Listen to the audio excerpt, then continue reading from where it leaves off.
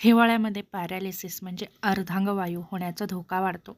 कारण थंडीमुळे रक्तदाब वाढतो, रक्त घट्ट होतं आणि रक्तवाहिन्या आकुंचन पावतात. असे अनेक बदल शरीरात होतात. हिवाळ्यात पॅरालिसिसचा धोका टाळण्यासाठी 15 महत्त्वाचे उपाय. पहिलं महत्त्वाचं म्हणजे शरीर कायम उबदार ठेवा. डोके, मान, छाती आणि पाय नीट झाकून ठेवा. अचानक आपल्या शरीराला थंड हवा लागू देऊ नका. सकाळी लवकर थंडीत बाहेर जाणं टाळा. 6 वाजण्यापूर्वी मॉर्निंग वॉक शक्यतो टाळा. सूर्य वर आल्यानंतरच व्यायाम करा. रक्तदाब नियमित तपासा. हिवाळ्यामध्ये BP अचानक वाढू शकतो. हाय BP म्हणजे पॅरालिसिसचा सर्वात मोठा धोका आहे. त्यासाठी गरम पाणी प्या, म्हणजेच कोमट पाणी प्या. त्यामुळे रक्त घट होऊ देत नाही.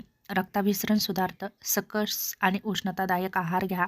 लसूण, आले, हळद यांचा आहारामध्ये समावेश करा. तीळ, डाळी, भाजीपाला. त्याचप्रमाणे जास्त मीठ घेणं टाळा. मीठ BP वाढवतं. लोणचं, पापड, प्रोसेस्ड पदार्थ कमी करा. धूम्रपान, दारू पूर्णपणे टाळा. रक्तवाहिन्या यामुळे आकुंचन पावतात आणि स्ट्रोकचा धोका दुप्पट वाढतो.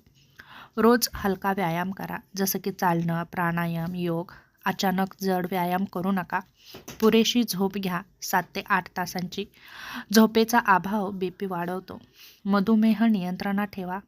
साखर जास्त असेल तर स्ट्रोकचा धोका वाढतो.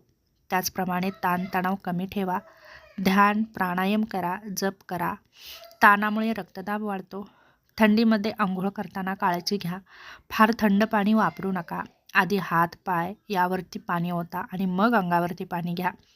छातीत दुखणं, चक्कर येणं या लक्षणांकडे दुर्लक्ष करू नका. त्वरित तुम्ही डॉक्टरांकडे जा. आयुर्वेदिक उपचार जसे की अर्जुन चूर्ण, लसूण दूध, दशमूळ काढा घेऊ शकता.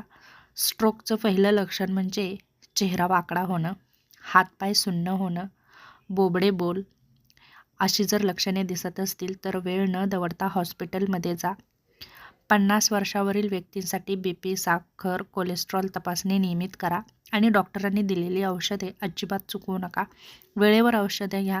यासारख्या छोट्या गोष्टी जर तुम्ही पाळल्या तर नक्कीच तुम्ही पॅरालिसिसचा धोका येण्यापासून नक्कीच वाचू शकता.